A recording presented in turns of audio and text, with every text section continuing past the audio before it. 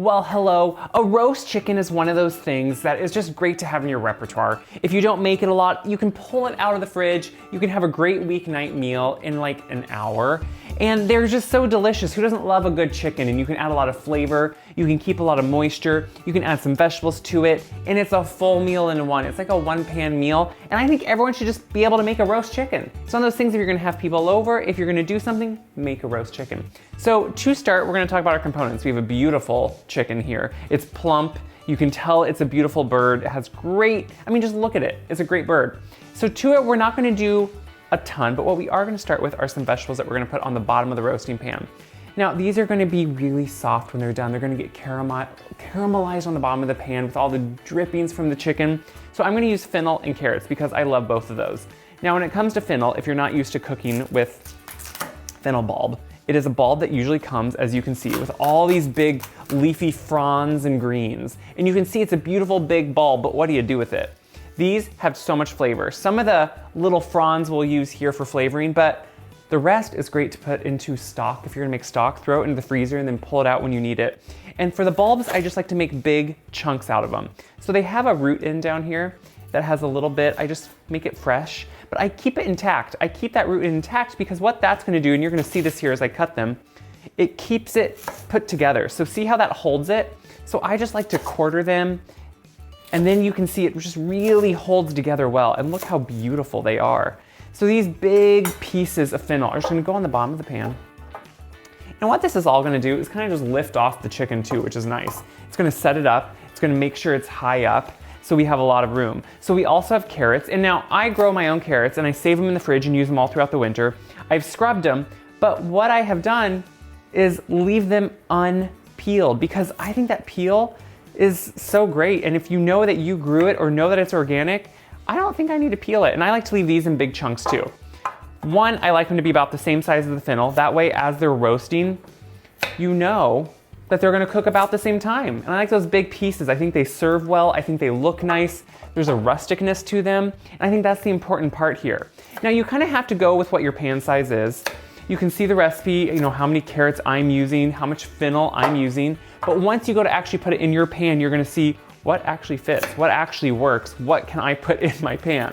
So when it's a bigger carrot, I'll cut it maybe in smaller pieces just to make sure, or cut it in half even if I need to, just to make sure that it's about the right size. Because you can see here, as things are gonna sit, they're gonna get beautiful. And what I love about, one, I think cooked carrots, and I get this from my mom, you can't go wrong with them. They're always good, they're always sweet. Who doesn't love a good cooked carrot? And they just always add so much color. You need to eat some different color. So our vegetables are in there, and now we can talk about the chicken. So to start with the chicken, what I wanna do is kind of make a compound butter, a really quick butter. And what it's gonna do is, I'm gonna take, look at that butter, some beautiful butter, and I'm gonna put it right into a small bowl. And I'm just gonna mash it. It should be room temperature when I'm doing this, but I wanna make sure that I can get it kind of softened, because what we're gonna do is just work some items into it, and then this is gonna really help just flavor the chicken, because that's the important part here. Chicken on its own is great, but you wanna make sure if you're gonna roast a chicken for a meal on its own, that you can add as much flavor to it as you can. So once I get the butter, just make sure it's a little bit soft. I don't want it melted because we're gonna work this under the skin. So once I have it like that, I'm gonna add a few things to it. So to start, what is always in season in Iowa? Dried herbs. So these are ones that I had last fall. I took them in, I dried them. This is thyme. And then I just use them all throughout the winter. The thing is, I don't always have fresh herbs on hand. Sometimes they go bad, you don't use them quick enough, but I always have these dried herbs. So I'm gonna put some thyme in there. I think thyme and chicken and lemon, it's a classic flavor that you can't really go wrong with. To that, I'm also gonna add some salt. Salt's really important here because we're gonna put it right against the meat. So this is really gonna season the salt. And it's a nice 5-pound bird that I'm using, so you definitely wanna have the salt to go with it. I'm gonna add some pepper, some fresh ground black pepper. You can use whatever black pepper you like. I'm gonna put that right in there. I'm also gonna add some lemon zest. I think the lemon, this is a great way, since we're gonna put it under the skin, right on the meat, it's a great way to get that hit of lemon directly to the meat. And you don't want so much that all you're gonna taste is lemon, but what lemon does is it adds brightness, it adds citrus, it wakes up everything, and it kind of makes you kind of just get all the flavors that you need. So sometimes lemon doesn't just only bring out lemon flavor, it brings out the thyme flavor better. It brings out all those notes that you want. So I'm gonna just hit that and put it right on the butter. Get all those essential oils right there. And we're gonna start mixing that, but before we do, we're gonna add a little bit of garlic. Now, I always have garlic on hand. I grow it during the summer, it grows all winter long, then I pick it, and I have this beautiful garlic to use, and then I'm gonna just mince it or use a garlic press because it's easier, right into the butter. So when you do a garlic press, you can see I don't have to do any of the mess. You can just scrape it off, look at that, and it puts it right in there. Now, chicken, if you ask me, can take a lot of garlic. So I put in a few cloves of garlic because I definitely want that hit of garlic right in there.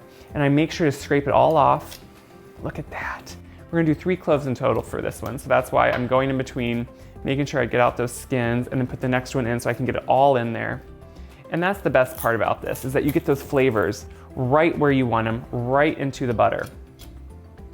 So once I have all the garlic in there, I'm gonna start pushing and mashing this around, which can take a minute, because if your butter isn't totally soft, it just takes a little bit to work it in. But this is a compound butter really, which means a butter with flavorings. This is a great one. This is, you could use this on a lot of different things, but this is just a great kind of all-purpose chicken butter, if you ask me. So I'm gonna slowly work that around, and as I'm doing it, you can see, look how it's melding together. Look how the lemon zest is really coming into the butter. It's beautiful, it's really working in really well. So what now I wanna do is work this underneath the skin. So I've already taken my chicken, and I have taken my hands, I washed them then in between, but I separated the skin from the meat. So I worked my fingers in underneath the skin, and when you do that, you can see what you do. See how I'm just working my finger underneath, and I'm separating the skin from the meat itself. What that does is it gives a little bit of air between the two. It's gonna help the skin get extremely crisp, like almost shatteringly crisp, which is what you want. It's also gonna help so you can put this butter, flavor, garlic, salt directly against the meat, where it's gonna be kind of protected with the skin and get right into the meat, and that's what you want. So since I've worked all over now, and I even worked it down into the legs, the thighs, see how I got my finger all the way down there, you wanna be careful not to tear the skin. But to me, this is just important because now what I can do is take this butter, my hands are dirty, and I'm gonna start working this butter in underneath and putting it everywhere I can. And even if it starts clumping because the chicken's cold, it's going to, as it bakes and roasts, it's going to melt and get all that flavor everywhere. So I'm gonna work and get this all over that I can, and then we'll move on, we'll get everything ready, we'll put it in the oven, and it will be smelling amazing in here. I have the butter all throughout the chicken. I wash my hands well, and now I put the second bulb of fennel in there, and I'm just gonna drizzle everything with a good dose of olive oil. This is for the vegetables. This is just to make sure that they get some good caramelization. Oil is what helps them get flavor, helps them get all that caramelization that we want. I'm also going to put on some salt on the vegetables. Even though we salted the butter, compound butter we put in, we wanna make sure these vegetables get a salt because they need seasoning too, and pepper. So this is gonna make sure that these have as much flavor as the chicken does, but also those chicken drippings are gonna come down on here. They're gonna help give it flavor. I love a meal that can be put together like this. So now we have the chicken to deal with. I'm gonna take, if you don't get fennel with fronds, don't worry, but if you do, I'm gonna take a few of these fronds because they add so much flavor. And I'm gonna take my lemon here that I zested, gonna cut it in half, and I'm gonna just put this right inside of the chicken. And you can see it right there go in. About 1 usually fits in a chicken, and that's about it. I think that's kind of the important part to remember. And of course, you should think ahead and do the certain things at certain times, but I'm gonna wash my hands here with soap and water. And then I'm going to cut the other lemon up, and I like it to cook with all the vegetables. I think that adds a lot of great flavor. Just some big pieces, some nice big, I don't expect them necessarily to always eat them, but I think it adds so much great flavor. I like to see them roasting with it. This is a Meyer lemon, which here in the winter are more in season, you see them more. So I like to just put that around so you know it's kind of a lemon infused dish, which adds so much flavor. For the chicken, I do like to tie the legs together. It helps it just roast more evenly. If you didn't do that, you would kind of, as you see, it splays open and it doesn't quite, you can just see that it wouldn't quite do what it needed to do. So I'm gonna truss this together. I like to go around the legs a little bit. Need to give myself a little bit more on that side. Because the thing is, when you truss, it's not just for looks. I mean, it does look better, I think, when you truss. But what it does is it really holds, you can see now, if I'm pulling this together, see how it holds up the chicken? It makes it more even. That's the important part here, is that we want it to roast evenly. So what we're gonna do is we're gonna bring this over. Look at that. We're gonna put it in the pan. And you can see what I'm doing. I'm taking these wings and I'm folding them underneath. Folding them underneath just helps so the tips don't burn. It roasts a little bit, one, more pretty, but also more evenly.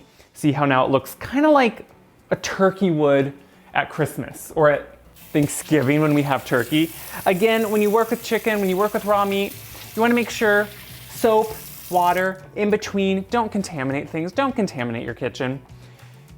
So we have the butter underneath and that's gonna help flavor the meat.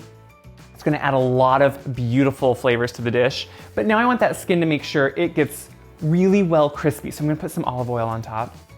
And what the olive oil is gonna do is really make sure that we get that beautiful, shiny, crisp skin.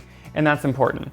I'm also gonna put just a little bit of salt and pepper on top just to make sure that skin has a good seasoning. And then we're ready to go. So we're gonna put this into the oven. We're gonna let it roast. It's gonna all caramelize underneath. It's gonna roast on top, be golden brown, beautiful. Then we'll eat.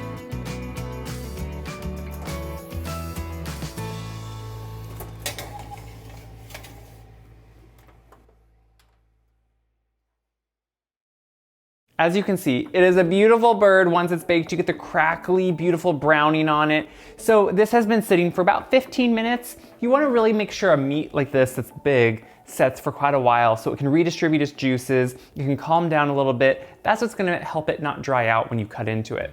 So then I can easily move it off of the beautiful cooked, look at those beautiful cooked vegetables. I'm gonna move this over here and it will have juices. So as it sits and as it just even, because sometimes they get lodged in different places, you can just pour them back into this pan. Think of the gravy you could make. I have a way to make drippings gravy on my website you can always look for. But this is the bird. And what we're gonna do is we trussed it, if you remember. Not really trussed, we just tied the legs together, which is pretty simple, honestly. And look at all those juices that are just pouring out as we do this. We just took so much care to make sure it was gonna be really flavorful with all those juices, and that's the best part. So really the easiest thing here is kind of cut between. See, I'm just going right with that leg. I'm going right down, and you can then just look at all those juices coming out. That is how much beautiful juice is there. So what I'm doing is just evenly going down to a joint. The joint is where it's always easiest gonna be to cut. So if you pull and kind of slightly see a joint, and don't worry if you see a little red at a joint, that's gonna be very normal. As long as you tipped your bird and you got it to the correct degrees, you don't have to worry. So in between while you're cutting, you can just come up here now, and I just set like the leg and thigh over there, and now I like to cut the breast off because I think that's just easiest. So what I'm gonna do is cut this breast right off. You know, I think meat, it can be overwhelming for people. It can seem just like not that fun for people. But if you enjoy to eat meat, you just wanna make sure you buy humanely raised meat. You buy good quality meat so you really enjoy it. But look as I'm getting this breast off. That beautiful breast, just like you would do a turkey if you've ever carved a turkey. So I'm gonna set this here, I'm gonna slice it. I'm gonna first clean up. We'll slice it, we're gonna try it. It smells good, so I know it's gonna taste good. I have the second breast now pulled off, and you can see what I'm doing is I'm making sure the skin stays on, but I'm just cutting it across so you get some nice pieces out of it. I mean, look how beautiful and juicy this is. Now, I know you saw all the juice come out. That is wonderful. That's all that butter and beautiful juice, and that's why we haven't let it set 15 minutes, but it still has all that excess juice from just cooking. So we're gonna now put this right on a platter, which you can have the legs and thighs separated. You can kind of serve them how you want. You can see I have the two breasts here. I have the legs and thighs up here. You could pull those apart and serve them as is. You have the vegetables. To me, this is all, you can kind of just make it your own. You can kind of make it what you want, and that's the best part. I love the skin, some people don't. You can separate it easily always. Let me put on a little bit maybe of carrot too, because I want to try that. The fennel's hard to eat on camera, so I won't do that. Let me try some meat first. You can see the meat just cuts beautifully. It's beautifully finished.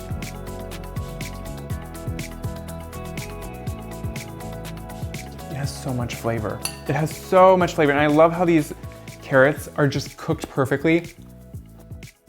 Okay, the carrots pick up the flavor of the chicken from the drippings, but also have a lot of flavor on their own. So what do I love about this? Everything. It's super easy, it's super simple, has so much flavor, and you can see what a beautiful presentation it is. This can be if you're having people over and want like a rustic, beautiful meal to present. It can also be if it's just, you know, a weeknight. It takes a little bit of, you know, preparation, but most of it's just roasting time in the oven, which once you get to that good degree mark, the 160 degrees, you know it's done. Let it rest 15 minutes, and then you can slice it up and serve. Great leftovers. Pull all the meat off the bones, off whatever's left, and use it for chicken sandwiches, use it in pasta dishes, use it however you want. You can even freeze the excess meat and use it in different ways. So I hope you share this video around so everyone can see if this guy can roast a chicken with some vegetables. Anyone can do it. It's super easy. So share it around. Check my website, wiseguy.com, for this recipe and all my other recipes. They're on there. And until next time, enjoy something delicious, make something good, and have a good time doing it. That's the point.